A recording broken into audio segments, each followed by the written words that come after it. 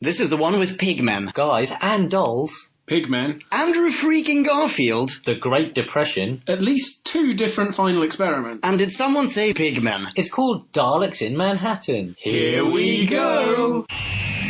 We're still on our endless voyage, all through time and all through space. With Levine and Angels now, Daleks, Cybers, and dude, wow! Tennant, Smith and Eccleston, Gallifrey, where it all began. Doctor Who is cool again, that was Russell's master plan. Who back when? Reviewing all new Who there is. Who back when? Subscribe and rate on iTunes, please. Rose and Donna, Amy Pond, Rory, Martha and beyond. Join us on this odyssey, what other choice could there be than Who back when?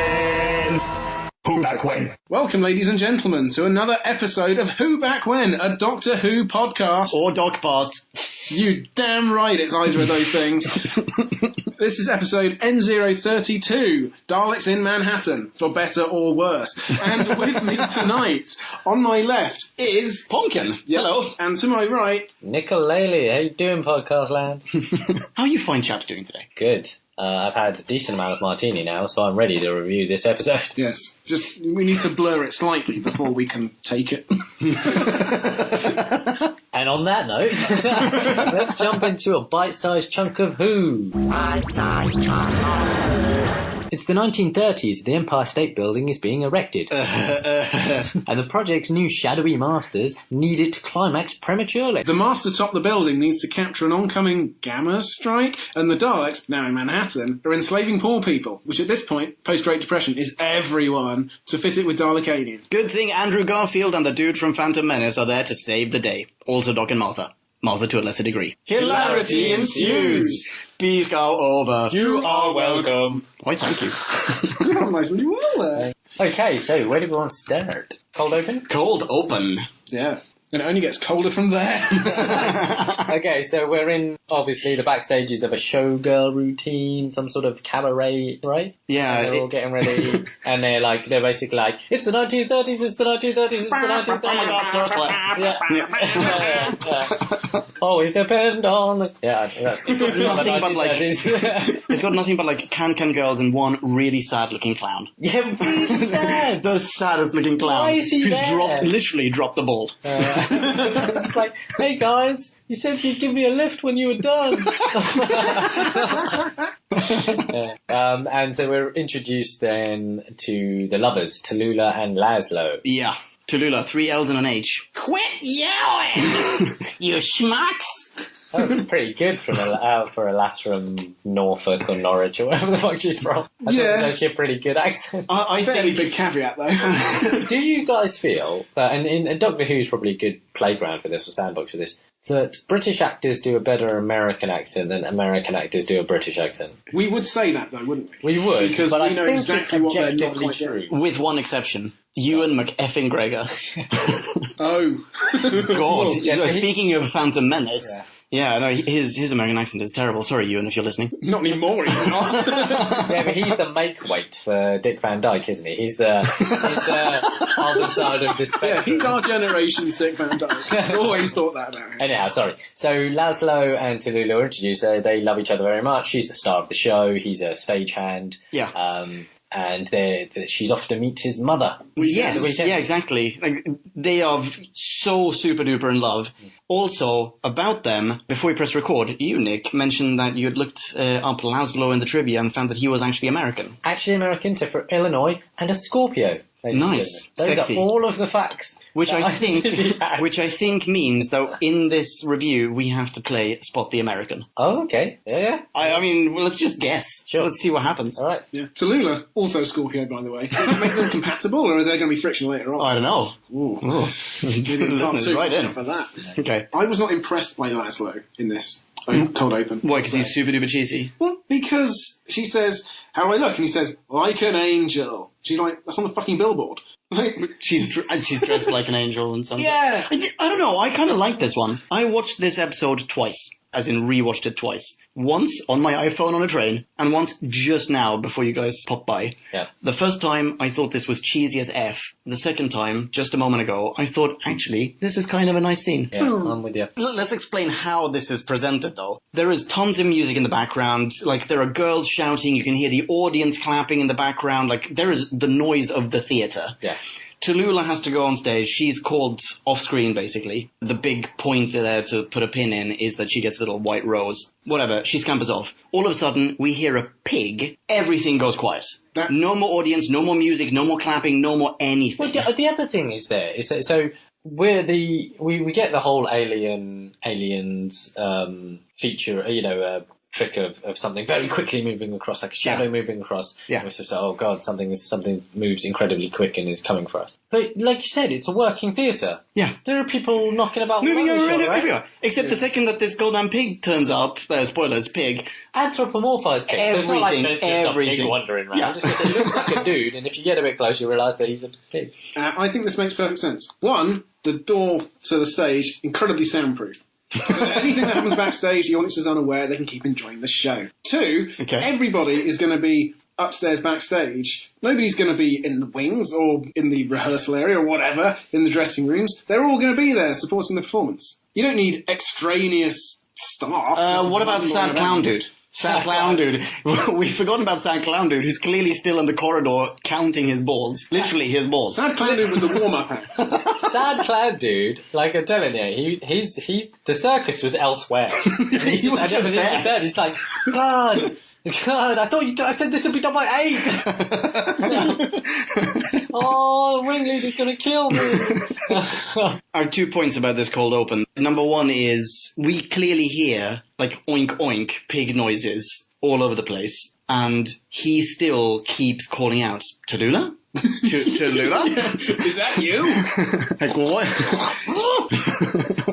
And the second one being that, like, he walks into this sort of prop storage facility. The door, very classic kind of horror scene. The door swings shut. He has to light a match to see his way through. And then he comes across this prop statue that scares him. And when he sees it, it's just like, oh, it was that statue all along. But it's like, fuck you, dude. Are you serious? Are you kidding me, Laszlo? I really thought that was it's like, statues don't move, dude. Like that weird, like, proper move.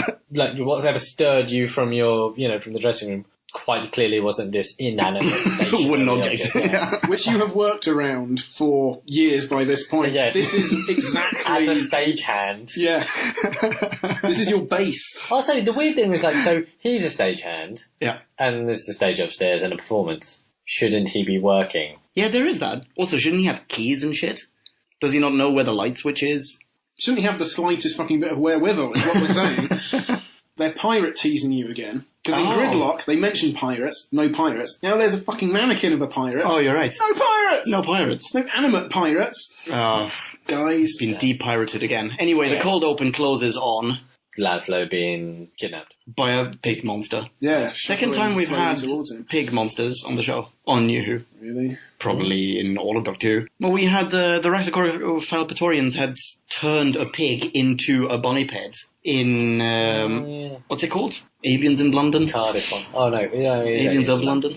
Oh, so that was a man-pig, and now we've got pig men. I guess so. Okay. Yeah. Anyhow, episode. The actual thing. So, Martha and Doc materialise on Liberty Island, but not future Liberty Island, but past Liberty Island. Yeah, old New York. Old New York. Oh, yeah. I thought they missed an opportunity here, because they materialise in the sort of next to the platform, the plinth, and they could have been working out where they were and then look up at them. That'd have been a nice goof. They didn't. They're just like, where are we? New York. Cool. I don't remember. Is there, in the opener here, is there any point where the Doctor goes like, oh, I got the right one now? Or like, we got to the right version of York? Like, is there anything like that? Because we literally just had them in New York. They mention that. Okay. They're like, Martha said, I've always wanted to be here. And not the... Oh, yeah, you're right. I wanted to come here. I understand there's, or at least from what I gather, there's a bit of a goof here where they're looking out from the area of Liberty Island they're at. Yeah. And they couldn't see the Empire State Building. They're looking at the wrong part of Manhattan. Yeah? All right. Yeah. But anyway, they spot the Empire State Building. Martha picks up a newspaper. Yes. And the Doctor thinks, wow, your detective skills have really improved. Yeah. And which year is it? 1931. God damn it. It's November the 1st, 1930. Is it 30? Oh, 1930. It's still god damn it, because I misremembered. I thought it was 33, and then I've made a note further on to say, like, really? Was the Great War really 13 years ago? Anyway, yeah, turns out they were right. Yep. Fucking. Having said that, there's some other things, and we'll get to it later on, but Hooverville Yeah. didn't really become a thing until a year later, Oh, right. 1931. So that's the thing. Okay. Yeah, and a lot of the buildings that are actually depicted in the sort of the scape, Didn't exist at the time. like 90s. Well, they built it like Oh, the really? 90s, yeah. Oh, really? Because it seemed that they were going to some effort to dampen down the skyline a bit. Yeah, a little bit, but then they just put a sepia tone over everything and thought, Ah. it's oldie worldy now. Fair enough. I bought it, in a way. yeah, Like, yeah. Maybe the shantytown was there, but the mainstream media just repressed all reports of it, and so it only came to light many months later. Okay, so anyway, they go to Hooverville, and we get to know two characters. One, like the leader of the community, Solomon. Vroom. And I believe Nick has something to say about this. Just so Solomon played by I've lost The it. Phantom Menace. Oh, played by the guy that played Captain Paneka in Phantom Menace. And I'm going to bow out of Guess the American on this one. Any takers? American or British? Oh, wow. Oh, Or else? American. British. I think he's born in Ghana. Oh, really? Ah. But he does quite a lot of British Question. stuff. So yes, he was Captain Paneka in Star Wars, and his name's Solomon. Which is an ideal name to give him because... He apparently, I mean, unless we've just caught him at a very, very specific time where he's never done this before, he solves all of Hooverville's ills by cutting things in half, like Solomon. Thank God that guy hadn't stolen the other guy's baby. Yeah. That guy took my lawnmower. Cut it Cut him off. Yeah, that's it. And it's just, how lazy is that? I'll call him Solomon, then point to Solomon. Look at him, he's a wise old I didn't leader. even think about the bread thing until now. Really? That's so I was just sat there, just like slapping my face with an head. Like, they can't have thought this. It would have been much more point if they called him something else and he'd still done the Solomon thing. They'd be like, oh, like Solomon. Yeah. No. Call him Solomon and make him do something Solomon thing in the first 2 minutes of him appearing on screen. This isn't even the first time in his career he's been called Solomon. Yes, Oh, that's yes. true. So, no, he wasn't called Solomon. He was the father of... He was called of Nicole, what looks like Nicolele on IMDb, for a film called Solomon and Escher. Or whatever. Solomon and Sheba? Sheba, that might be right, or Sheba, yeah. Weird, in 1995. That I remember. But anyway, so he's this character that's quite clearly supposed to be the weird chieftain of Hooverville and is the fair and wise old king. Exactly. He's the community leader. Now, we've all been on IMDb, I think, looking up stuff about this episode. Looked at some of the reviews on there. Some of the biggest problems that people have is, there's a black guy in charge of a camp, it's political correctness gone mad. Oh, really? I read 0 reviews. Yeah. One, there's a black Dalek in charge of the cult of Skaro, so you can fucking suck on that. And two, this is a socialist utopia in the 1930s that the mainstream media are trying to repress. Of course, a black guy's in charge of it. Yeah, they explain it in the midst of it. They're just like, well, no one's got anything, so we just... So we're all equal. Yeah. We're all equally starving. And he's just a decent dude. It's a meritocracy. Imagine that. Yeah. We also meet another chap, Frank. Oh, sorry, Nick. Sorry, to backpedal, the reason they go to Central Park was the paper that Oh, picks up yes. says disappearances. Hooverville mystery deepens. Yeah. Poor people disappear and we have a slow news day. Yeah, it must have been, because all through the rest of the episode, it's like nobody cares about our strata of society at all. We could disappear, no one would notice. But it's the headline. Yeah.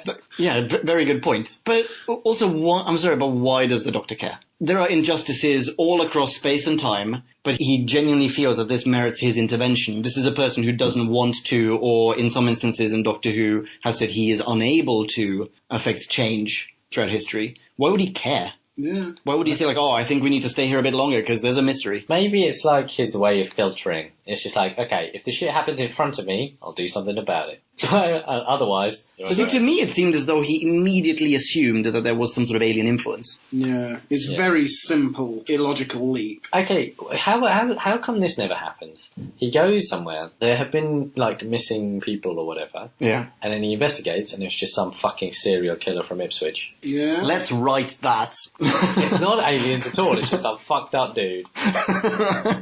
Also, for it. if we're drawing analogies here, has he not picked up a Daily Express in the last 20 years and thought, I got to get to the bottom of this royal family conspiracy shit? Yeah. And they're all werewolves. So we meet another chap as well, Frank. Who is Andrew fucking Garfield. Exactly what I've written in my notes. I don't know that. I didn't look that up. Everyone's a Scorpio. Everyone's a Scorpio. Very early role. The only thing that I read about him on IMDb was that he was good friends with Matt Smith before Matt Smith became the Doctor, and weirdly he's on Doctor Who before Matt Smith. Interesting. But yeah, fucking Spider-Man is in this. Yeah. Also, how often did you hear Spider Pig while you're watching this? I did not know. I was definitely thinking that. Because I did think at one point, he's going to turn into a pig and maybe there's going to be something. Yeah. My note on this scene, however, was everybody's wearing hats and I like it. Because people did. Some good research. Well done. So we were scrabbling about in the dirt, but we understand that this should be some sort of weird socialist utopia. Yeah.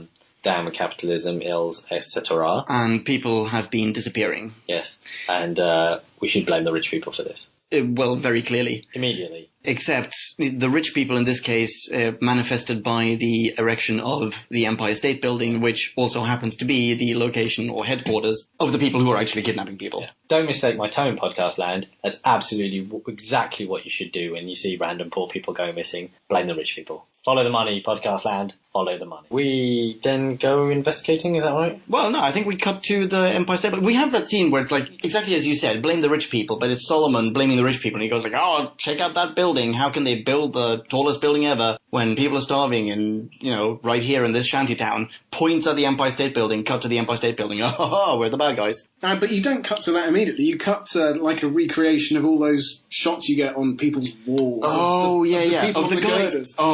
Which was really well done. Yeah. I really, really liked it. But then, so we're introduced to Mr. Oh, God. Duplicitus? Yeah, Diagoras. It's like Gordon Gekko's like great ancestors.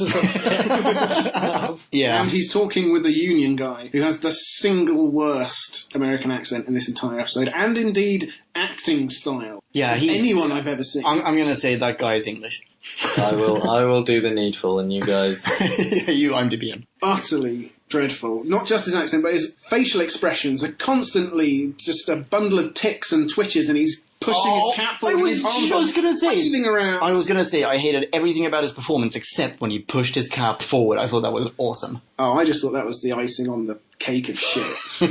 Yeah, but some of us like shit cakes, okay? Okay. That entire scene is so terribly crafted, though. I was going to say so terribly terrible, because that is. And guess what film he's most famous for? Die Hard 2. Saving Private Ryan. What? Right. Yeah, but what did he play? He played, like, tree number 4. Hopefully a corpse. Trask. Who's this guy? Is this Duplicitus or Union Man? This is the foreman. Oh, wait. Oh, really? Yeah. Oh, cool. Oh, which one, though? Because we get another foreman later on. Foreman, no, maybe it's him. I'm looking at Ian Porter. And he is definitely an American. The second one is definitely it. Oh, okay. Oh, well, anyway, so this scene is terribly crafted, I think, because, he's basically saying, if you keep, prolonging our working hours, and if you keep changing the deadlines around, then I'm going to tell all of my dudes to go on strike, basically. Yeah. And Mr. Diagoras goes, well, I'm going to introduce you to the new masters. And from that point on, up until the point when we actually get to see the masters, they just try to one-up each other. And it's terrible. It's like, where are they from? They're from out of town. Where? Do you mean Italy? Further away. How much further? Further than that, even. It just goes on and on and on and on. It's absolutely terrible. I was going to also request, could you soundbite from the guy saying, we're on schedule, to we'll be done? Because there isn't one American word in that whole thing. He sort of goes past it, and then he pulls back, and then he's gone past it again. Okay. But we're on schedule. What's the problem? Another month and we'll be done. No. All right. So, Mr. Diagoras. Yes. Eric Lauren. American or not American? Oh, God. Oh, You got a not. Wait for it. I want to say American. Just to be contrarian. Leon's right. Boo! Boston, Massachusetts. Total guess, by the way. Oh, that's why he can't do a New York in accent. Saving Private Ryan. What? Oh, okay. And a Scorpio. No, Is it just me? Or I think someone in a casting office just dropped a bunch of papers at some point. Well, hang on. There are 13 episodes in a Doctor Who season, so they think we can definitely get enough if we try and get one episode done by each sign of the zodiac, and that way we'll never be short of extras. Because that's how casting works, right? Yeah, pretty sure I read that somewhere. Yeah. And then for the 13th episode, the Doctor's not in that anyway. So. Anyway. A lift is approaching. And as I said in the previous episode, there is nothing scarier than numbers going up. Oh my god, I feel like you need to take it from here. The lift arrives, and the light comes on in the central roundel in the design. And what's behind a round thing with a light that comes on? Another round thing with a light that comes on. Yeah, and it's usually attached to a Dalek. Yeah. When I was watching this for the first time back when it aired, to even now, that I was like, this seems like such an early reveal. So well, the whole episode is called Daleks in Manhattan. Well, exactly that too. But if you'd have just flicked it on in the 2000s on BBC, actually, you're right. The name of it. Why? Yeah, you are. No, you're right. You're right. They should have kept it until later. Yeah, we didn't need second episode or at the end of this one. That would have that's a much more classic Who style. To just bring him in right away. No, bring him in at the end of the first episode of the serial, Sidemen, Moonbase or whatever. But proportionally, isn't it not sort of the same? Because, I guess how many episodes is Moonbase or another one that we did? But structurally very different. Proportionally the same, structurally very different. The problem with that is that's exactly what they did with Army of Ghosts, so they couldn't just retread that. Maybe. No, I feel like there were quite a few episodes or serials of Classic Who where they show some alien very, very early on. Maybe. Perhaps then. But yeah, it felt way too early, especially because what we'd already had sort of we'd been given the henchmen, slaves. So we could have done more with pig slaves, and then and Diagoras, and then and had the mislead, had the of him being the big ultimate baddie, but actually it being the Daleks. It also seems like he presses the button to summon the lift. Doors open. Dalek comes out. Dalek goes, "I've been summoned." Like, this fucking Dalek is totally Diagoras' bitch, because you just press a lift button and a Dalek pops up. There are 4 Daleks left. That's it. Spoilers, by the way. Is he just constantly loitering around a lift, waiting for someone to press a button, and then rush to it before the doors close? He's waiting in the lift. Oh yeah, exactly. So we have 3 effective Daleks in the world, and one who's just constantly in a lift, with 4 pig guys. By the way, I have a question. Where did Daleks get all the pig onesies from? Because they all wear, mechanics onesies. Oh, I assume they were BBC prop handlers onesies. Where did they get all the pigs? It's middle of Manhattan. I think we need to discuss how... Well, let's discuss it when we get to possibly the very end of this episode. But, I think we need to discuss how they do the whole gene splicing thing. Because it makes no sense to me. Okay. You've given us some good thinking time. Okay. An hour from now, we will come back to you with an excellent response. Fantastic. Shit, an hour from now? All right, let's go. Let's make a move. Right, okay, so we're... Oh yeah, he's bundled into the lift, this Union hack, for the final experiment. Yeah, he's going to the final experiment. That's final experiment 1. Right, yeah. And he's gone. We don't see him again. Yeah. So that final experiment definitely happened. This episode just blows this load all over the place. Why limit yourself, Daleks? Why does this have to be the final experiment? Why not just call it experiment number 7? And if you want to go to 8, you've got the option. I think this is Dalek overcompensation. Every single time the Daleks do anything, it is the most bombastically awful and awesome thing ever. So every experiment they have, I think, is the final experiment. Because we have a minimum of 2 very, very different and distinct experiments, both of which are referred to as the final experiments. And I'm willing to bet that this dude, this foreman, is turned into a pig slave. Yeah. And so that's also one. So actually we have 3 final experiments. Well, Dalek perspective is notoriously limited. He's off and... The plan must not fail! Yes, Dalek exposition. There is a lot of Dalek exposition in this episode. More than... I don't know, are the Daleks usually this talky? I love that. They just have so the final experiment, no contingency plan. I think it must not fail. I was maybe have a plan B. Maybe come on guys, stuff goes wrong. Shit project managers.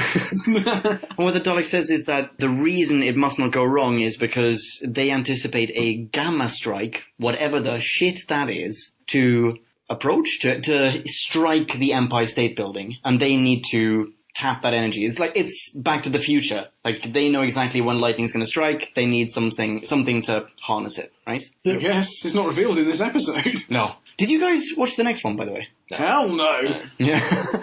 Nor I. I haven't rewatched it. I'm hoping JD subs for me next week.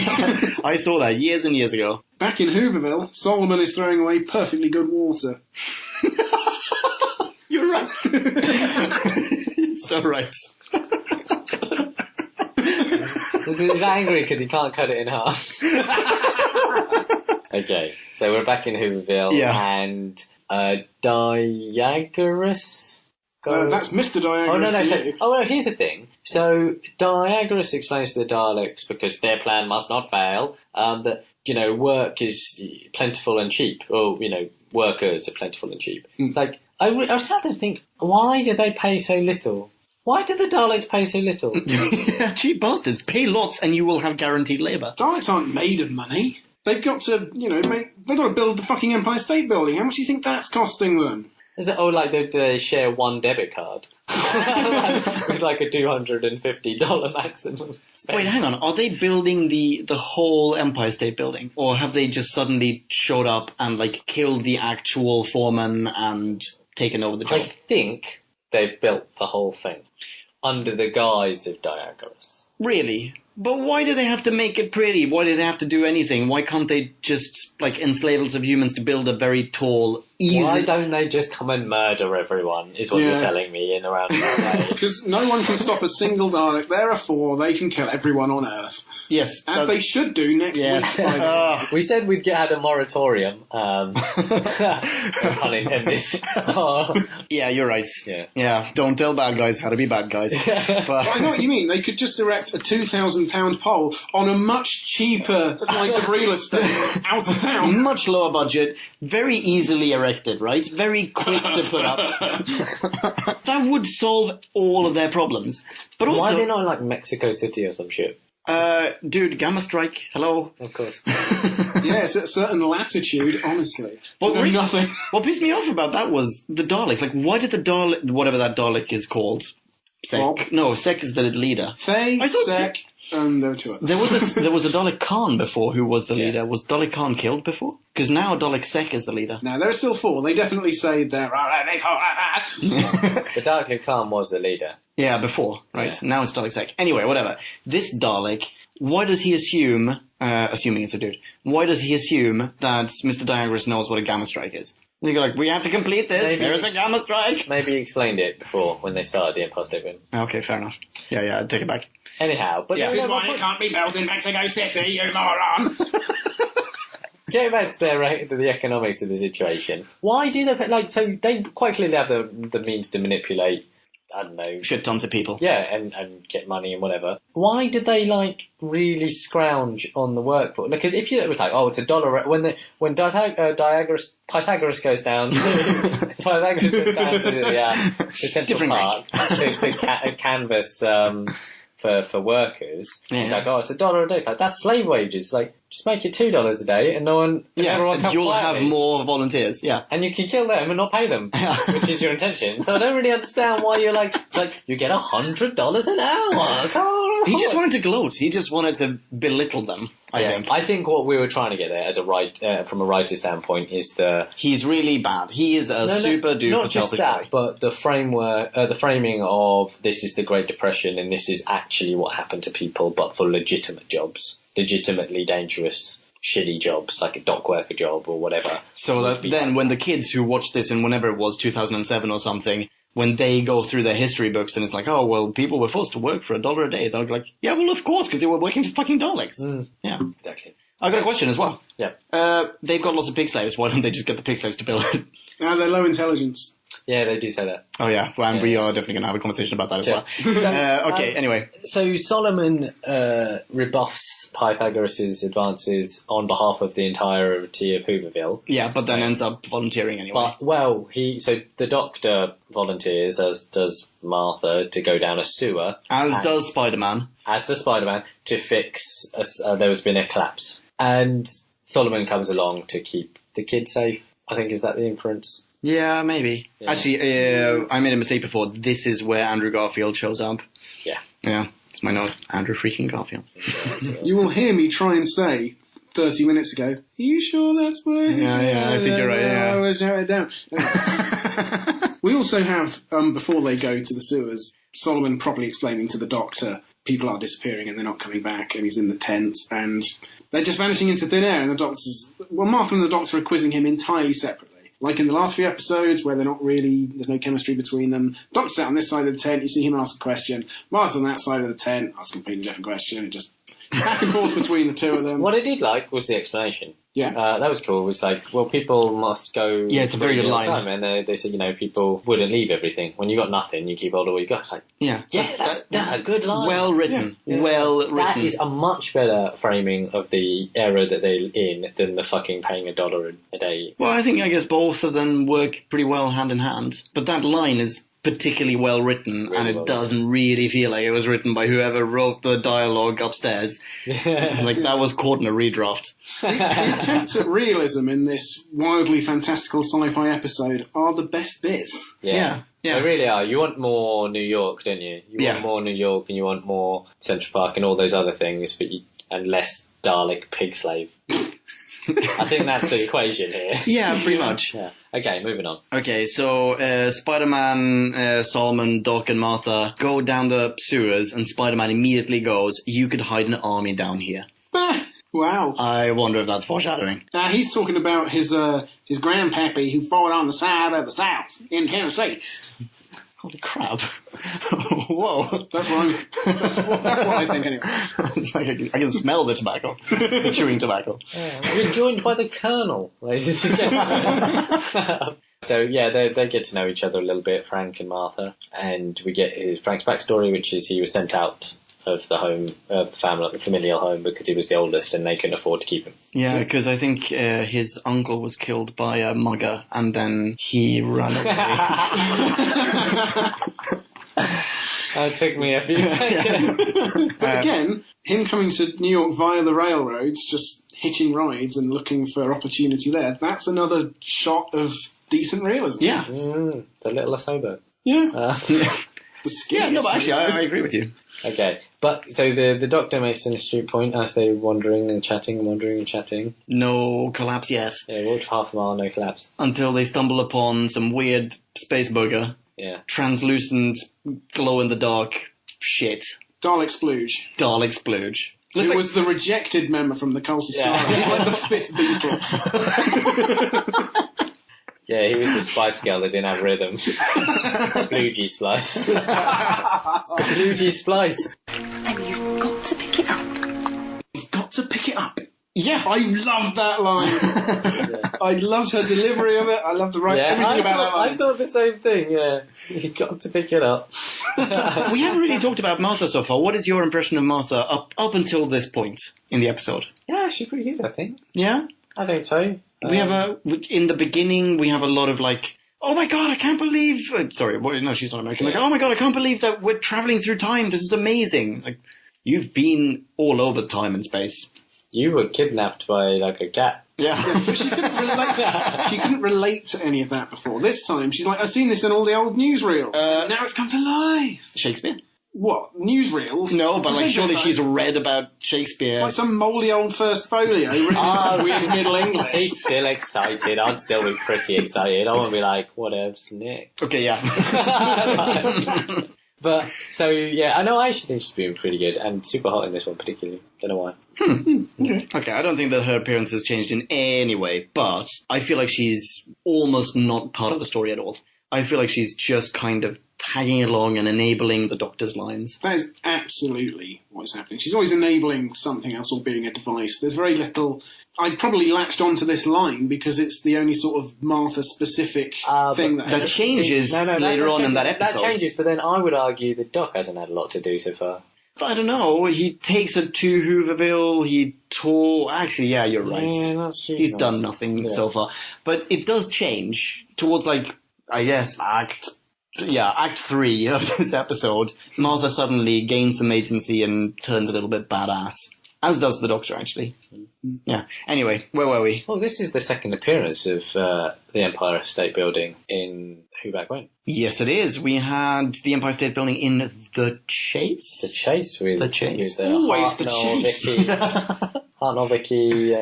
Was it Vicky? Babs? It was Vicky, yes. And Ian and Babs and... Oh, fuck. What was his name? It's not just those guys. Yes, it is those guys, but they meet a fake American up top on the Empire State Building who is played by, in the same serial, the next companion. And I can remember neither his name nor the companion's name. Future Punk, no. God damn it. Future Punk. Bing bong, Future Punk in here. That would be Peter Purvis appearing as the American chap in the same serial in which he would later appear as the next companion, Stephen Taylor. Bing bong. There's another biblical thing that Solomon does at this point. Oh, what's that? He's walking through the sewers and he says, man can go from being king to the lowest of the low, and the other way around. Which is like the last will be first and the first will be last. It seemed quite pointed to me, but then I am biased. It took me a second. I was like, oh, Bible-y. That's good Bible. Solomon. Don't know the reference, but yeah, very Bible. Matthew 20:60. Ah. I made a note. I don't know that stuff off my head. That's not Matthew this year. I can't wait to find out what happens at the end. Turns out Jesus did it. Oh, there was another good thing I liked, which is that the camera looks like it's going to pan up through the layers of sewers and everything, and then it's tracking up the blueprint. Oh. I thought that was a fairly decent alternative to what you'd expect. Oh, is that the, like, oh, where are we? And everyone looks up and it's a blueprint of the Empire State Building. Yeah. Yeah, that is very nice. And yeah, exactly. We cut from down in the sewers to, once again, Mr. What's-His-Face and Dalek 347. And, yeah, and they look out over Manhattan and we get a kind of an echo of the Eccleston line, or the line delivered by the Dalek to Eccleston in the episode Dalek, where it's like, you would make a good Dalek. Here it's, you think like a Dalek. Yeah. So now, Mr. What's-His-Face, Mr. Stradivarius, is is selected for, yet again, the final experiment, I believe, which is a different final experiment. Is it not? Is it at this point? At the very least, the other Daleks are spying on Stradivarius through the eye stalk of 347, and Dalek Sec goes, hey, Stradivarius is like the number one honcho, bring him to me. Which is very clearly the final experiment. Yeah, I think that's the final experiment. But is it the final experiment? Because isn't the thing on the roof the final experiment? No, we've missed a bit. Oh, what have we missed? We've missed down the sewers. That Oh shit, the piglets. No, that comes after. At this point, you've got the Dalek take on the Time War. You get to see more from their perspective. Oh yeah, actually, this than is ever super before. interesting. Yeah, go for it. Yeah, saying that his planet is gone, it was destroyed in a great war. I mean, Daleks can't express sorrow, but you've got exactly what the Doctor was talking about in Gridlock an episode ago. Yeah, From Daleks. from their point of view. And you just think, if you just learnt to empathise, one of you, and made a connection to the other, this whole thing could have been avoided. Which we, in fact, see happen in one of the very first episodes of season 8 or season 9, whatever it was. Into the Dalek was the episode, where the Dr. Capaldi teaches a Dalek to empathise. And all of a sudden the Dalek goes totally haywire and starts shooting other Daleks. But yes, you're right. It is almost line for line what the Doctor said very, very recently. Just a bit less emotion. Yeah, and just like Tennant is the last of the Time Lords, these are the last of the Daleks. Yeah. Yeah. And the Dalek at the same time is it almost expressing admiration for humans' ability to survive. Yeah. And put New Yorks all over the galaxy. Yeah. History. Yeah. And so Diagoras talks about the Great War and his now fervent ability to survive. He'll do whatever it takes, and so he sees us admiration in that, and that's what leads to the admiration of the human race. Yeah, exactly, and that's why Dalek Sec, looking through 347, goes, this dude, my man, bring him to me. Yeah. And they go up to the Dalek lab. Yeah, sorry, go for it. They go up to the Dalek lab at this point, and there are lots of round peepholes, glass chambers, and chemistry sets. Yeah, and something happens. I made a note of it because it looked like a blooper to me, but it then actually appears in the trivia on IMDb. And there's an actual explanation for it. I put in my notes. He puts on black gloves when he turns up, but later on, spoiler alert, cover your ears, people who don't want to be spoiled. The human Dalek, isn't wearing gloves. He's wearing a full suit and spats and everything, but isn't wearing gloves. And that's because in this scene, the reason he puts on gloves is because the actual, prop hands for the human Dalek hadn't been produced, and they thought that they wouldn't have any prop hands, so they figured the human Dalek will wear black gloves, and that is the only reason why he puts on black gloves in that scene when he goes upstairs. Nice. Yeah, but they ended up producing the gloves, the hand props anyway, so that's why he shows up without them. Good spot. Yeah, anyway. Yeah, sorry. And he's introduced to Dalek Sec at this point, and he's grovelling and saying, "Oh, my lords, I've had you in my mind, and it's been lovely, and what a great time we're having." And then he just said, "Cease talking!" Yeah. Which is my thoughts exactly.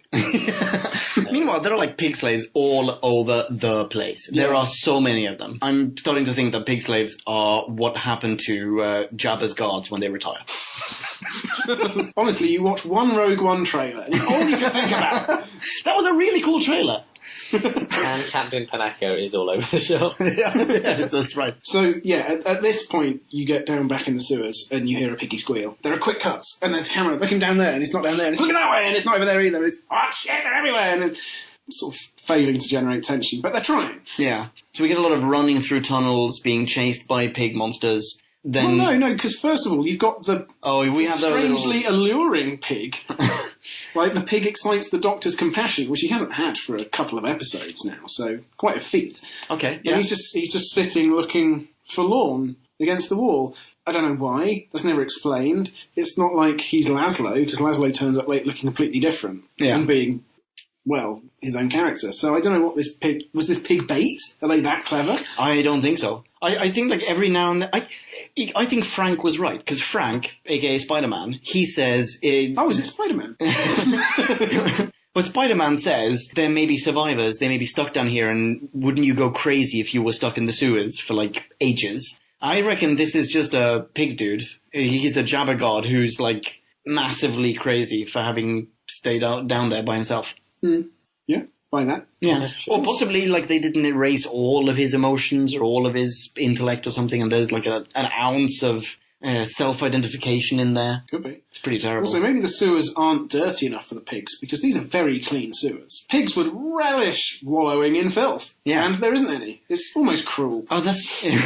that is really true. But I am still assuming that there is, like, at least a thin, like a worthy of mention layer of shit all over the place, including where that space booger was, the Dalek splooge, that the Doctor, by the way, is now just carrying inside his coat pocket. I'm not going to accept his next toothbrush, I can tell you that. Yeah. Okay, so Martha, Doc, Solomon, and Peter Parker just keep wandering around the sewers with the space booger, and then so they come across the pig, and then they get approached by more pigs. And we get the chase scene. Run!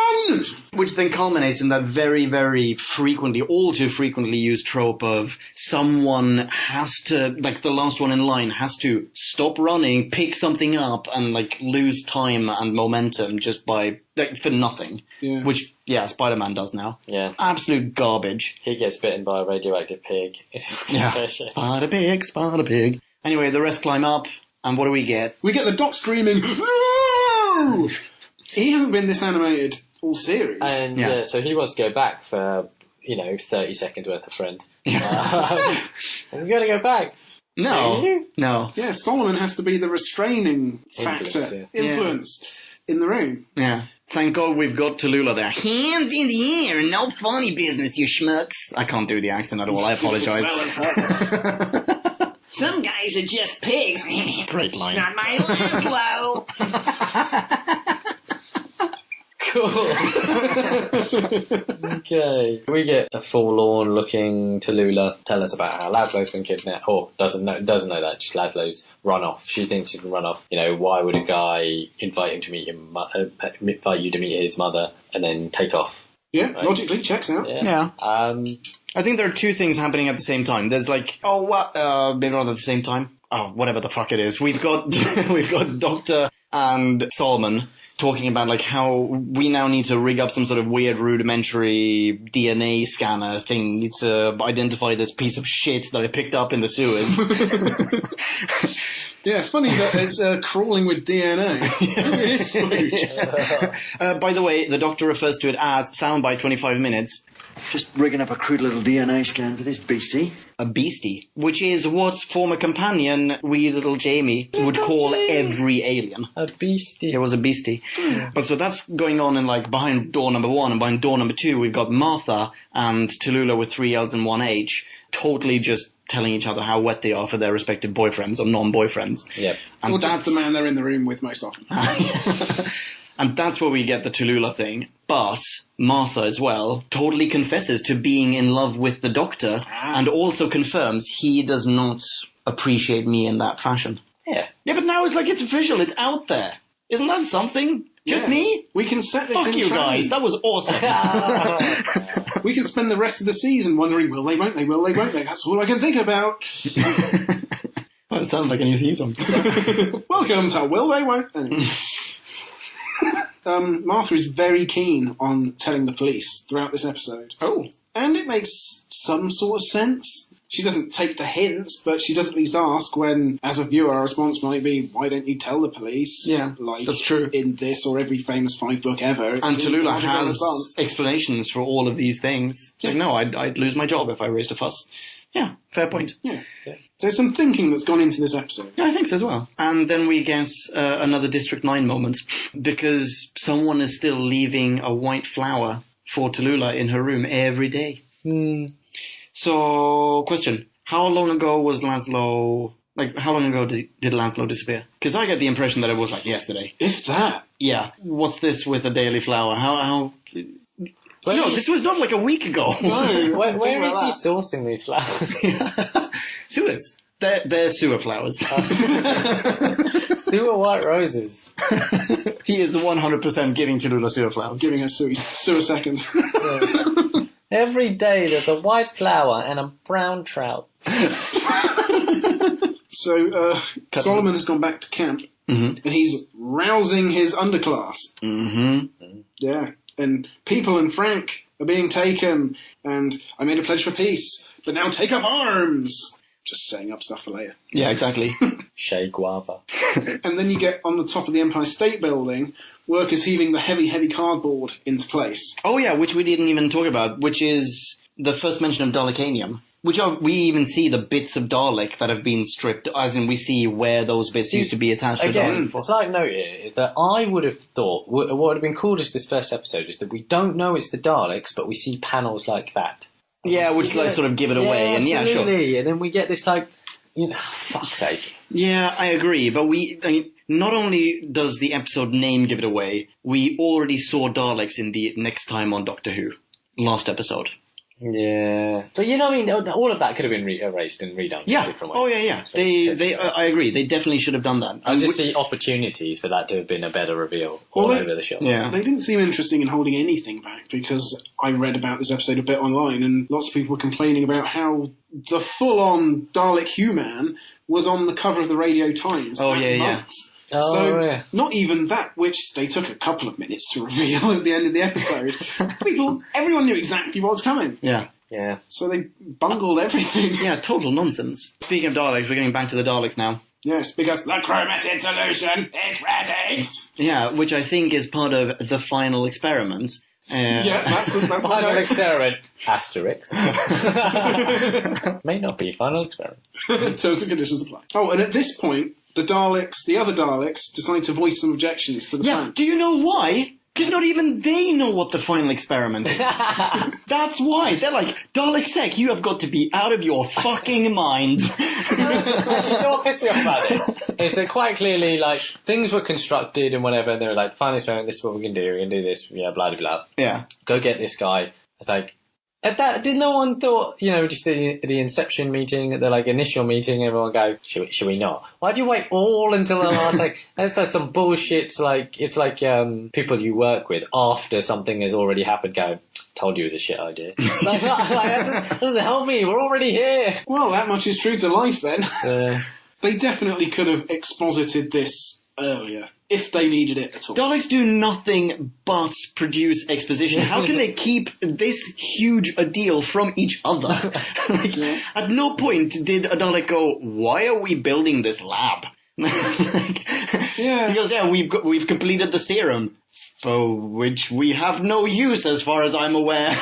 Yeah, 10 minutes ago it was all, we obey, not what the fuck. But so, okay, they don't want to do it because it will fuck up the purity of their race, right? Yeah. And they're space Nazis. Yeah, but Time Dalek Sec... Nazis, sorry. But Dalek Sec actually finally sort of confesses that Daleks aren't supreme, like they aren't the ultimate being. Yeah, if we're supreme, why there are only 4 of us? Exactly. Great, that was a good line. Yeah, finally. But the obvious answer to why are we not supreme? Time Lords. Time Lords, yeah, goddamn Time Lords. They're ruining for all of us. So actually, if he'd have really followed his thought process, it'd have been, why are so many humans? I never really went to war with the Time Lords. or any other races that were much, much, much superior to them. Well, maybe it's this one sodding Time Lord who ruins us and protects humans. Maybe we should direct our energies on him. And if he turns up and stands in a line, we should probably do something about that. But anyway... Okay, so Dalek... Oh, the other thing that annoys me about this scene is that Dalek Sec says, you've all sacrificed something, and then we get this long, exposure of one of the Daleks... Dalek ass. Dalek that has donated his Dalekanium, and he's got, a bit of, cladding on it. Yeah, you can see at least one letter. I think there's a B on there or something, so it's a bit of just metal off a building that they popped on there. Yeah, that's B for building bits. Yeah. That all being cute. Well, I assume that it was actually part of, the material that they used to build the Empire State Building. Yeah. It's B for bodge butt. It's actually wigs. Anyhow, but I was kind of it doesn't seem like as much of a sacrifice as your sacrifice. Yeah, that's not even your body. That is actually just the thing you're... Just a bit around, you've lost your bumper of your car, right? In this scene, we also get to see the final experiments take place, right? Which has so much hype. So much musical hype. Bum, bum, bum, bum. Yeah, and that's awesome. This one's final. Until the next episode. Unless we get commissioned for more. And it basically, we get to see Dalek, finally we get to see a Dalek again, but he is way stronger than any other Dalek we've seen so far. As far as I was aware, the Daleks were inside these metal casings because they wouldn't survive without them. They're just little blobs of intelligent mass. And they're in this thing because that gives them mobility and everything. But this was a super strong mega squid that just wraps its foreskin around Mr. Stradivarius, whatever his name is. And sucks him right up his cloaca. Yes. Oh. You know what? This is going to sound weird, but I thought about the word cloaca earlier today. Why are you all thinking and saying the word cloaca? It's out in the room. I don't know why. I think it was something to do with having sex with fish or something, and it came up. But anyway, so what did you guys get up to? It's cool. Fine. But yeah, this is a much more mobile and seems physically quite powerful being, right? Absolutely. Yeah, if a Dalek, its outer casing is stricken at any point, you don't then expect the innards of it to be even more menacing. Yeah, exactly. This doesn't seem to happen elsewhere. Yeah, but also, I've got a question about how this is going to work, because this is now we've got to the gene splicing thing. Yeah. And Dalek Sec very clearly says, you've all sacrificed something. Yeah. It's now time for me to sacrifice myself. And the way that this gene splicing happens, the way that this final experiment is spoiler alert, it's super successful. The way that it works is he merges with a human. That means we have a maximum of 4 human Daleks that we can produce. Because every single one of them is going to merge with a human, turn into a human Dalek, and then what? They're going to bone and repopulate the Earth? I'm assuming, I can't remember part 2, but... even think about that. That is huge. I feel like that's a massive plot hole. Well, didn't Davros create Daleks, at least one race of Daleks at some point from his cells? And there's not much of him left. It's maybe in a later episode. I was sure he boned a tonsil. Oh. No, I know. I think you're right. I think you're right. Some skin off, and with the right chromatid solution or whatever, or alien resurrection tubes, then they could lab grow a lot more. I don't know. So why don't they just do that with Daleks instead? Oh, yeah. If they can clone lots of human Daleks, why do they have to create human Daleks in the first place? Why don't they just clone Daleks, which is what they would much rather do? How does one make a Dalek? I think they are cloned at this point, aren't they? Like, they used to be normal people, but then, whatever, later on, they're just cloned. He does say Daleks will walk again. Yeah. Yes. Well, they used to be people just like the Thal on Skaro, and then there was nuclear fallout or whatever, and they mutated into those blobs. But I don't know. I mean, either they can clone or they can't clone. As in, either they can clone or they're forced to merge, and if they're forced to merge, then they're fucked either way. Let's say you need at least 10 to be able to clone. Sucks to be you, Daleks, because there are just 4 of you. But they can reproduce by boning. So, alright, okay, so they pick... But, do they not also pick way more than 4 people for the final experiment? Yeah, But there's a whole the lot. gamma thing, I yeah. think this can come to fruition. Well, let's put a pin on this for the second episode, yeah. But so far, it's bullshit. And if the gamma strike is actually enough to do all this, then why do they need this ulterior final experiment? Well, that's the thing. Maybe the other Daleks don't think they need it. Just sec. Yeah, maybe. I have no explanation. Anyway, cool. Pin. Right. I would also say at this point that as Pythagoras is subsumed into the body part we shall not name, the squid does look like it's loving it. Yeah. He's space docking with Stradivarius, dude. It was quite erotic and, I don't know, maybe a bit Lovecraftian. How was it like... I'm not saying I got off on it. No, I'm just saying it's like, okay, so the Dalek essentially becomes the head, and then everything else is still humanoid, including how sharply dressed he is. And it's kind of like, that's cool, but sure, what gene splicing? What if you ended up on the bottom? Like you didn't have feet, you just had a Dalek. So it's like an Absorbaloff kind of situation where you have like a head here or a face on your ass. How have they designed that? Maybe it's just like, you've just got like mop feet, but you've got Daleks. Presumably they use the exact same technology for creating the human Dalek as they would for creating the pig slaves, right? So the pig slaves are human beings with a pig's head for some reason, and then the intelligence has been sucked out of them. Why? Why do they need pigs? Because pigs, genetically speaking, are very similar to humans. Okay, but my question is, how does it help them be slaves? Like, so if you took my brain out and put a pig's brain in, you wouldn't get any work out of me. I wouldn't be able to do anything. Well, the pig slaves are clearly cleverer than pigs, right? Actually, you know what? That's one of the other things. things. This is so dumb. Like, there is no need to do... If you can suck intelligence out of people, or you can manipulate them, you can turn them into slaves psychologically, intellectually, you can turn them into slaves, you just do that. Just ignore the pig element entirely. Yeah, and one of the things that annoyed me was that pigs are one of the most intelligent non-primates out there. So they're almost the worst choice you could have for a prototypically dumb species. But do they want dumb slaves? They don't want dumb slaves, do they? They want dumber slaves. I don't know. I suppose. They want the second cheapest bottle of wine on the menu. Do they? Because we're going to meet Laszlo again, and he says, I escaped before they took my identity, I think. So maybe it's not a question of taking intelligence, it's taking... like self-awareness or something. Memory and self-awareness. Maybe pigs are the exact right pitch, and then at the end they can kill them all and have lots of bacon. I don't know. Excellent idea. Anyway, cut to a music number.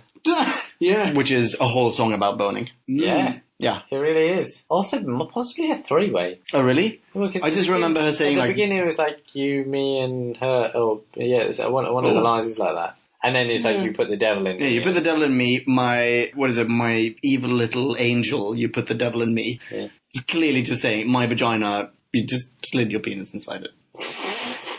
Those are spoken subtitles. Spoken subtitles, ladies and gentlemen. I really wish you wrote West End music on. Super literal. Sorry. Really wanted to say that into the microphone. Anyway. A musical number, what do we think of a musical number in Who? I didn't think it was too shabby, although it was a bit repetitive. It was alright. You want every second, really, in Doctor Who to be doing something, and so her just repeating the same line 4 or 5 times, okay, maybe true to a musical number, but you could make it a bit more propulsive. Sure. Why did Martha, upon seeing Laszlo... fuck up their entire performance? Why did she not walk round the back? I know! Why did she not walked straight across the back of the stage. Why did she feel like she could use the showgirls, the literal focal point of everyone's eyes, as human shields, as camouflage? Hide in plain sight. Not like that, Martha. Not like that. Yeah. No, Miriam and I were watching this episode before. We both just went completely livid and go like, why? What the fuck are you doing? Yeah, totally ridiculous. And it's done in it's executed in such a childish manner. It's as though you had two competing choreographers working on this one scene. One who made this fantastic musical number and the other one who's done the choreography for Martha. Because she's not moving like a normal human being. Like, her hiding is like her dancing with them, and it's just nonsense. Okay, so Martha can't dance. She can't do everything. She's a doctor, not a dancer. So Laszlo runs off after I'm a doctor, not a dancer. Damn it, Jim. Laszlo runs off after being discovered by everyone in the theatre. Yeah. Thanks, Martha. Subterfuge. Anyway, so we all go chasing after her. Martha runs off to try to find where she's gone and gets kidnapped. Yeah. And this is where she actually becomes useful. Yeah, exactly. Even her shit moves on stage and the fact that she totally sabotaged everything, even that is already a first step in her just evidencing some agency. Yeah. Yeah. You say that, Take but charge. doesn't she just run off and get captured by pigs? Yeah, but she takes the initiative. Like, she runs after him. Yeah. She's like, oh, look, it's the Phantom of the Opera. And then she runs after him, which is exactly what this is. So anyway, I really think we need to speed up, guys. Yeah. At this point, you've also got the Doctor in some, I don't know, completely abandoned part of the theatre. And it is clear that there are only 3 rows of spectators. Oh, yeah. When you see the heads, like, facing the audience shot, the audience is totally cloaked in shadow because there is no audience, ladies and gentlemen. None whatsoever. And the Doctor's up in the gallery, or wherever it is, and he's twiddling with the sample, his splooge. Oh. The artificial genetic engineering. Oh, you're so clever. Oh, this is clever. Oh, we forgot a sorry. Oh, there's a sorry. There's a sorry coming up as well. Oh, when he looks at Laszlo first. Not Laszlo, the first pig. No, the first pig, yeah, but that's just a sorry. Sorry. Oh, no, he's like, I'm sorry. Yeah. But yeah, okay. Yeah. Sorry. Yeah, it's fine. I'm sorry. I'm so sorry. We're all sorry. Yeah. Oh, you're so clever. Oh, you're so thick. Oh, you're so I'm so hard. I won't articulate exactly how you're clever or thick. I will just know it, and you as the audience can infer it. Yeah. But this is a special type DNA. DNA type 467-989. Oh, that's the planet code. Yes, exactly. Code. That's the planetary code. Scarro. Yeah. Scarro. Then he runs off. Yeah. Well done, Doc. He's at least got to act by this point. This was about the first acting Tennant has done in this episode, apart from just bossing people around. By the way, he runs off, leaving this, I'm assuming, kind of dangerous to fall into the wrong hands piece of alien junk lying around. Yeah. Also, anyway. What part of a Dalek is this splooge? I may have just answered my own question. Prostate. Or splooge, yeah. Oh shit! I answered one of my earlier questions. The splooge is a fucked up or an errant splicing experiment. And when I said how did they get the so it's an aborted Dalek, is what you're saying. Essentially an aborted Dalek pig slave or something. They basically went through loads of them and they perfected the technique. Fair play. That's good experimentation. Great science, Dalek. Why is there this one tiny bit in the sewers? That's just the one they found. Yeah, big system. They're probably dotted all over. Right. Pigs probably picked most of them up, just missed this one. But get what you paid for. Alright, anyway, so he's identified it as coming from Scarro, runs off, Martha's now being kidnapped by a pig slave, and the Doctor, taking his time, by the way, puts on his coat, climbs down the stairs. Gives Tallulah plenty of time to come into the room. Yeah. Also, can you soundbite her noises at this point, as she's sort of angry at having to follow him down the manhole? Because if you listen back to that scene, weird as fucking noises. Oh, in answer to your question, yes, I can, and yes, I will. Are they this right now? That was really good. I fooled you. Here they are. Oh, I thought I'd been vindicated. Okay, anyway, so they're now wandering around the tunnel system. Holy shit, we really need to speed up because we recorded an hour and 16. Yeah, aren't we? We're pretty close to it. There's only a few new scenes. And Frank and his pig pals and all the Hooverville prisoners turn up and everything's fine and no one's come to any harm whatsoever. Yet. Yes, before then, though, we have a couple of things, I think. Really? First off, they encounter an actual Dalek. Because there's a Dalek wandering around. We see the silhouettes. He pulls her into like this little niche, and the Dalek whizzes past. He looks at the Dalek and goes, "Oh fuck. Really? It's the Daleks? They're always here?" Even though about 2 minutes earlier he had identified the thing, the blob, the splooge, the prostate, as coming from the planet Skaro. Yeah. Why is he surprised to see a Dalek? Oh, goodness. I'm pretty sure he ran into the sewers because he knew that there were Daleks. But he says, what's his lines? That, I lose everything and they always survive. Yeah. Which is kind of what the Daleks are saying. Yeah, you're right. So there's nice mirroring there. And actually, yeah, they've survived like 5 Dalek extinctions at this point. 50 years of them, man. Yeah, right? Yeah. But yeah, Shouldn't be surprised at this point, really. Yeah, exactly. Well, of course just they come accept back. it. Yeah. I'm just surprised it's this soon. Yeah, he should just go, "Oh, god damn it, I'm in a Dalek episode." But, yeah, so that's number 1. And number 2 is they encounter Laszlo. So is this the sorry? Does the sorry happen here? I've only made a note of when the soundbite is, but I can't remember who says it. It's 39 minutes, 45 seconds in. Sorry, so sorry. Who says it? Is it Laszlo? I don't think it's the Doctor who says it. Laszlo, at this juncture, explains what's happening. He explains the experiments. Yeah. Yeah, and who's going missing and for what reasons. Yeah. Everyone's divided into 2 groups, clever or not. Yada, yada, yada. Clever ones go to the final experiment because there are a million of them. And everyone who isn't goes to become a pig slave because there are a million pigs. There are 2 or 3 minutes that you guys have both erased from your memories. Okay. As a survival instinct, I think. Okay. Which is Tallulah and Laszlo, big emotional reunion. Oh, yeah. But it takes forever. And you have her asking question after question. He's saying, "Yeah, I'm the pig guy who's been in the theatre and I'm in Lily Rose." Is he making it as clear as he possibly can? And she goes, "Were you in the theatre? Why? Why me? What I gotta do with this? Who are you? Who are you? Who are you? Let me look at you. Laszlo? My Laszlo?" No, that's Laszlo Smith. You're looking for Laszlo Jones. He's around the next bend in the same sewer. Yeah. That's a fantastic impression. That was ridiculous. Well done, my friend. So, fuck all of that. That was my note. Now you can move on. Yeah, we get that sorry, so sorry. Can't remember who it is, but here's the soundbite. What have they done to you? Sorry. So sorry. There you go. Thanks, David. We are fading fast. Okay, so with them, people are getting scanned as to how clever they are. Yeah. And Martha gets scanned, and she is above average, or no? What did they say? Is it above average or no? above It's high. average intelligence. Oh, is that what they say? Or yeah, something like that. It's basically it's high or low levels. Of, yeah. And they play the Price is Right, but just with it's like higher or lower. $1.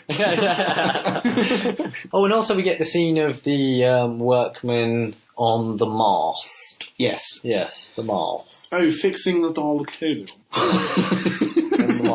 Dalekanium, or as Tom Baker referred to it in the audiobook of, I can't remember which Patrick Troughton adventure it was. Bing bong, that would be the power of the Daleks. Bing bong. Dalekanium. Dalekanium. Yes, I like that. Dalekanium. Oh, would you like some Dalekanium, darling? Oh, Dalekanium. That's Dalekanium from Dalek Khan. Put it next to the unobtainium. What do you mean unobtainium? Oh, so silly me. Yeah. Yes, and behind that's the trilithium. Try laughing. So, yeah, did you want to have are we going to have a discussion on the bifurcated nature of intelligence? Binary nature of intelligence? Yeah, I'm smart and you're not. Oh, right. Let's move on. Well, I can't think of a comeback to that. I'm stupid. Big slave. You're a stupid head. Was anyone just slightly... I mean, I'm not black, but as a human being... I know just to have the big black guy go, "I don't think I'm stupid." Yeah, that's super racist. I was telling Miriam with the same thing. Like, there's the black guy is the dumb guy, and then, as in, is going to be a pig slave, and then the 2 white people they test, because they only test 3 people, by the way. And Martha, but she's Martha, we know Martha. Yeah. Oh shit, yes, Martha as well. Okay, so we have... Wait, hang on, who turns into... No, because the doc isn't tested, because the doc sneaks up later on. Yeah. Sorry. But we also have a white dude who is deemed stupid by the Daleks. We have Laszlo. Oh, yeah. So, actually, you know what? Daleks, they're colourblind. Whatever, but the director maybe should have... Yeah, but thinking about it more holistically, there is some even-handedness there. Yeah, actually, it is exactly even. They've made an effort to have it be 50-50. Yeah, but who gets the line? Yeah, I mean, who gets the continuing agency? Laszlo can be like Cyber Pigivon and presumably save the day with his retained emotions later on. I bet we're not going to see that poor black guy again. No, I assume not. Yeah, so anyway, the smart people are ferried off down the corridor towards the final experiment, and the Doctor shows up just before they arrive at the final experiment, just as one final kick in the nuts of Martha's aspirations for a romantic entanglement with the Doctor. He goes, "You can kiss me later if you want." "You too, Frank," because he's just doling out kisses to everyone because he don't give a shit about Martha. I did think, I was just like, oh shit, that happens? Yeah. And he's like, oh, and you too, Frank. That's such a dick move. Total dick move. Why did you do that? That's so hard.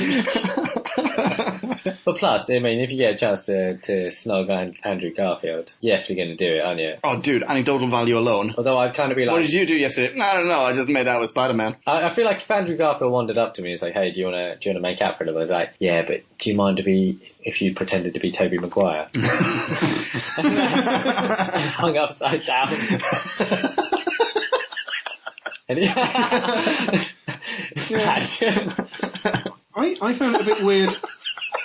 They're all based in New York, though, so it's got that going for it. Yeah, exactly. Moving on. I find it a bit strange in that, I don't know, is it meant to hint that Frank is in some way gay or bisexual? Because earlier he seems to be chummying up, with Martha fairly very intensely. much so. Yeah. And so you stick with me and I'll make sure that you get really wet, I mean safe. Yeah, and now the Doctor's like, you can slurp on me later, Frank, and Frank's just like, oh yeah, I would like that. I did like the joke, by the way, I haven't got to say this yet. Which joke? The joke that Tallulah says, but he's the smartest guy I ever dated. About Pigman Laszlo. Oh yeah. Who is on the underside of the intelligence. Yeah, binary. exactly. I like that. Yeah, sure. Yeah, so maybe you can splice that in.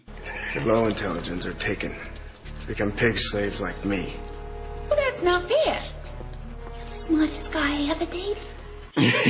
Consider it spliced. Okay, so they're heading towards the final experiment, and Doc's joined them, and they are now in front of all of the Daleks. Like, they actually see all of the goddamn Daleks. And what's gonna happen now? Why are they there? So they're there for more experimentation, right? Like, we're going to make more Dalek humans? Well, so I'm a little bit confused by this, because the final experiment regarding the smart people has already been performed on the one person who is not only smart, but also thinks like a Dalek. So the one who is smart and selfish and a bit of a warrior, an ex-soldier and so on and so forth. Survivor and ambitious. Exactly. And it's already underway. We don't know if it's successful yet, but it is certainly underway. And it's costing the life, or will potentially cost the life of a Dalek. We have 3 Daleks to go. We have like 12 volunteers for the final experiments. What are they there for? Group interview.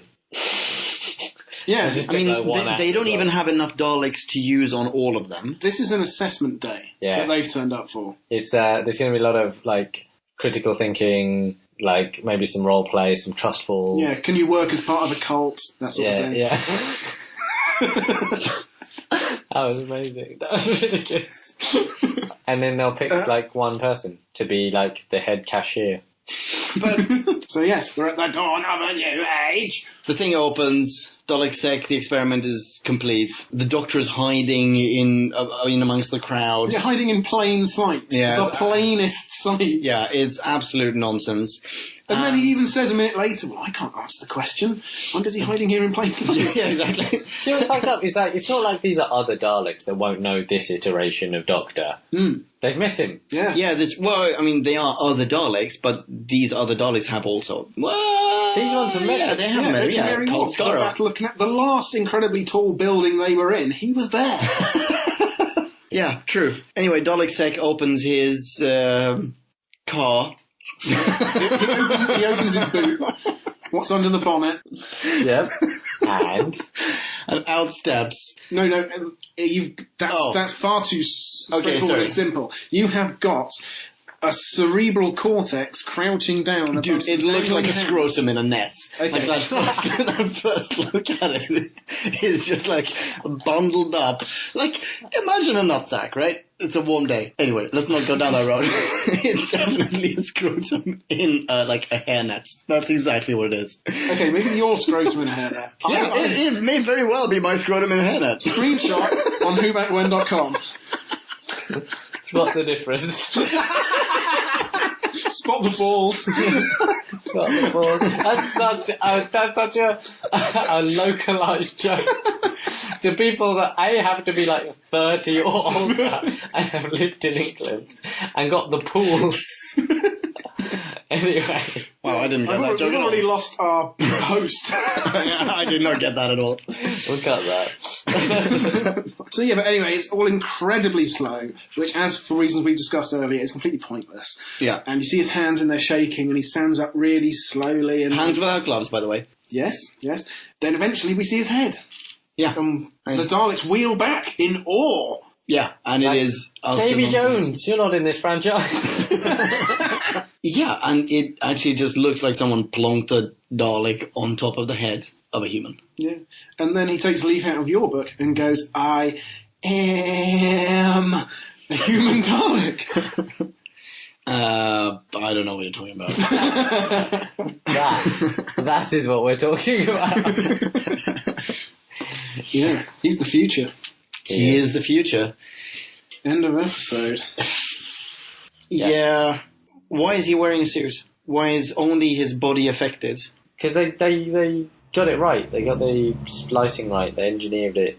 Yeah, this isn't their first experiment, man. No, this is the final. Final experiment. This is the exam of their shitty chemistry course or whatever. Okay, yeah. So, end of episode. And we do get to see a next time on Doctor Who, which is just all about how, for some reason, like, random hobos have easy access to firearms, and it's all-out war in Manhattan. Yeah. It's America.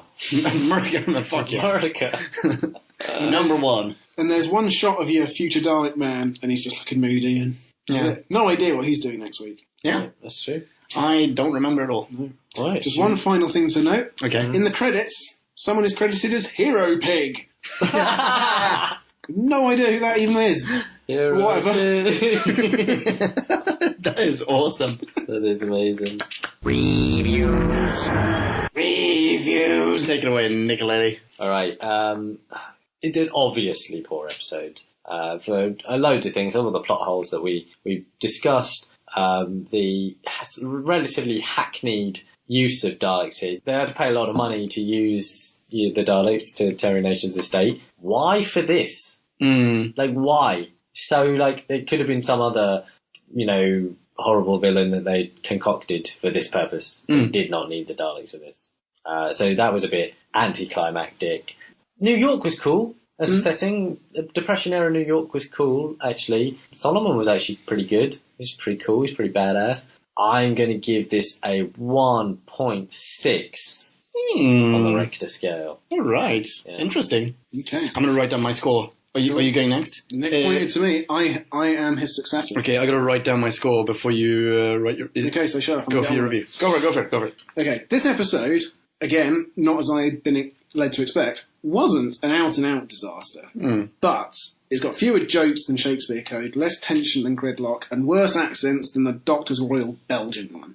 Why pigmen? We've had cats and rhinos, still no hippos. But okay, I get it. Someone's on the staff's brother wants to open a zoo in Cardiff. But come on, try a bit harder. They're so cheap. The extras are so listless and unthreatening. They never run. They jog at best. They don't reach up. They don't loom. There's no threat there. They're not even vaguely disturbing. We've had so many slave sidekicks, even since I joined Who Back When. We've had the Ooze, the Slabs, the Jadoon. I'd say they're even worse than the Macra last week. They're so very, very pointless. The Daleks, we seem to be taken on an arc with the Daleks, the Cult of Skaro. They are sort of progressing that storyline, so I can sort of see why they might bring them back to funnel the Daleks into some new direction, but it's not convincing yet. We have to see next week if they live up to any of this potential, and it doesn't seem likely. The episode wasn't torture to sit through, so much as underwhelming, lacking any spark, often quite slow, lacking in intensity. It's all mild peril exposition, very little we haven't seen before, until the human Dalek, and he might be shit. Laszlo is terrible. Tennant didn't have much character in this one. He reacted to the Daleks, he asked questions, he bossed people around. Martha had even less. I'll give it a 1.9. What have I done, Leon? What have I done?